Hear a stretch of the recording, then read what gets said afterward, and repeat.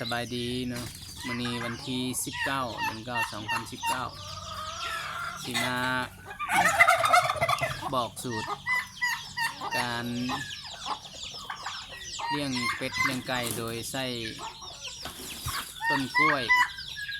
พื้นเมืองเฮาเป็นส่วนผสมกับห้ำเพื่อประหยัดต้นทุนในการเกลือเป็ดเกลือไก่เฮาเนาะนี่มันเป็ดไก่หากินอยู่วิธีการก็คือเอาต้นกล้วยที่ว่ามันออกหมากแล้วหรือว่าบ่ทันออกหมากก็ตามเนาะถ้าเขามีหลายก็เอาต้นที่บ่ทันออกหมากเอาบ่มีก็เอาต้นที่มันบ่ทันออกหมากตัวอย่างคือต้นกล้วยของข้าพเจ้าเอาเบิ่งนี่ข้าพเจ้าก็ตัดเอาตัดเอาตัวที่ว่าตัดแล้วมันก็ปงพื้นใหม่เนาะตัวนี้หากระตัดนี่วันนี้หลังจากตัดมาแล้วเอาก็เลือกเอาตัวปอกเปลือกที่ว่าตัวมันแก่ออกแล้วก็เอาตัวที่มันอ่อนเอาตัวที่มันอ่อนมาซอยเป็นตอนน้อยๆเอาให้ไก่ให้เป็ดกินสบายแล้วก็ผักซอยแล้วก็ผักให้มันมุนจากนั้นก็เอาไปผสมกับห้ำเนาะผสมกับห้ำเกลือเป็ดเกลือไก่เฮาเป็ดไก่มันสิกินดีและสิ่งสำคัญคือให้เฮาประหยัดต้นทุนเนาะในการผสมกันในอัตราส่วนคือเป็ดไก่ของข้าพเจ้าประมาณ60 ปลายโตนแหละ60 ปลายโตก็เกลือห้ำ2 ถ้วย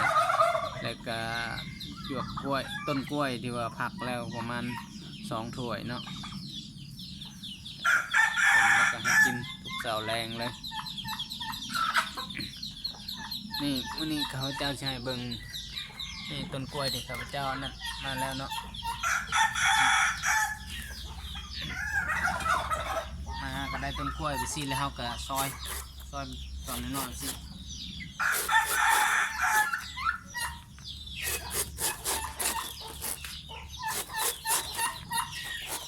ซอย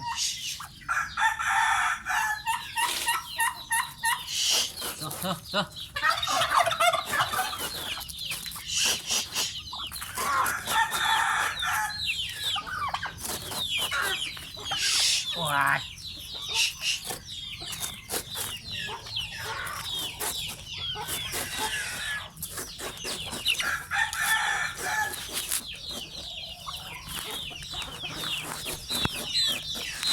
โอ้ยเจ๋งว่ะ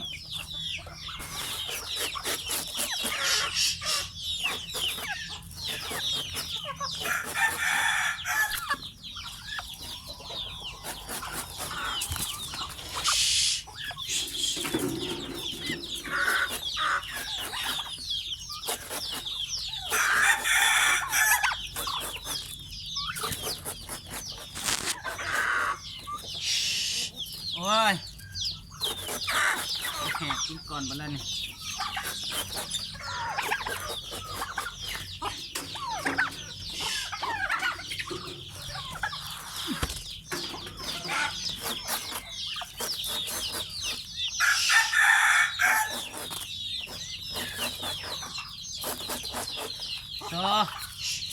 โอ้ยได้กินอยู่หรอก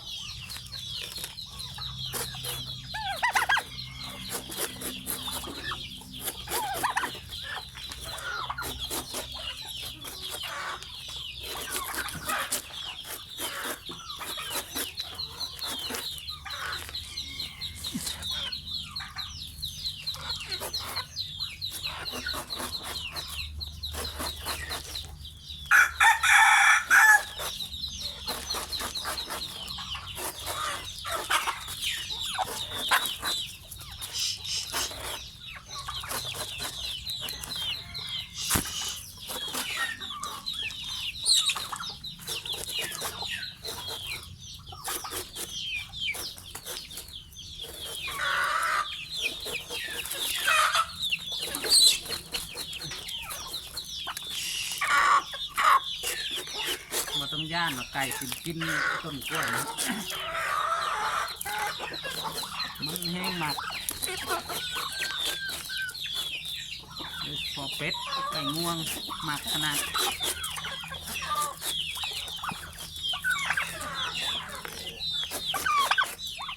ต้องบริซอยตัดมาปะเนี่ยมันก็มาเจาะกินอันซอยมันน้อยแห้งมันแห้งมาก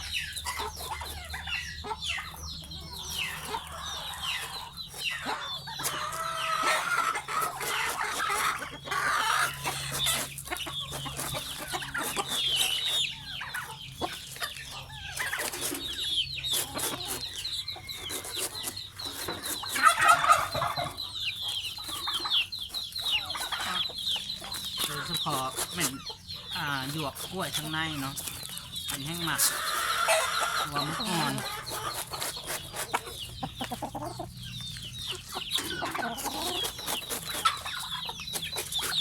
บางคนก็ว่าให้ตำเนาะตำก็ดีที่กันพอให้มันนุ่มแล้วก็เป็ดไก่ทำกินสบาย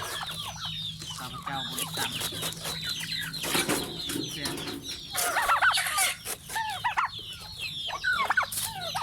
โอ้ยออกไปทอด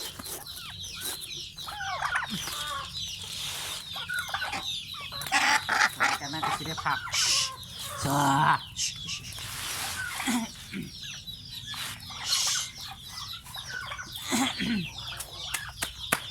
ผักกับผักไปสิเลยเอากระเป๋าห้องผัก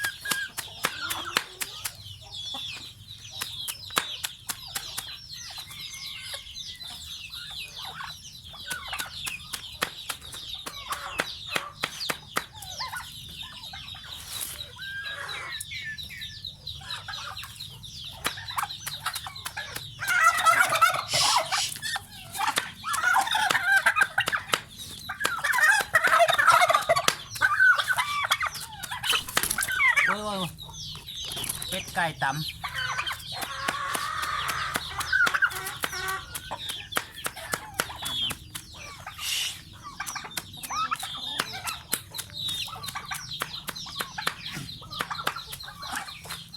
สำหรับหยวกกล้วยอันนี้อยากให้ซอยเอาใหม่ตลอดบ่อยากให้ซอยไว้ขามมือเนาะ อันเขาซอยไว้ขามมือแล้วเอามาเกลือให้หยวกกล้วยหรือว่าต้นกล้วยเขาซอยไว้มันจะออกเป็นแดงไก่ก็ถึงหมักกันได้คือตัวที่ว่าเขาซอยใหม่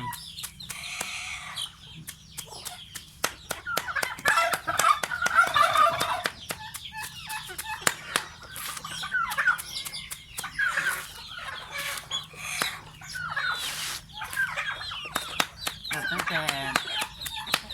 ใส่หยวกกล้วยเป็นส่วนผสมลดต้นทุนเวลาเติบเก่าทิศหนึ่งไปซื้อห้ำประมาณ22 กิโล50 พันทิศหนึ่ง2 เถื่อ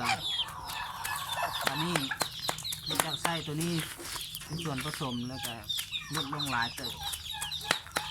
แต่ก่อนเคยเกลือมัน4 ถ้วยอันนี้เกลือ2 ถ้วยลดลง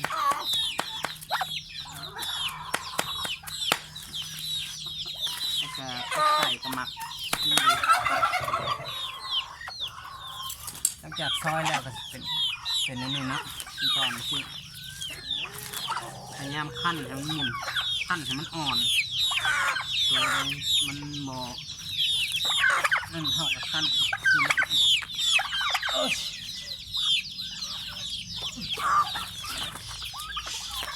จากนั้นมันตอกใส่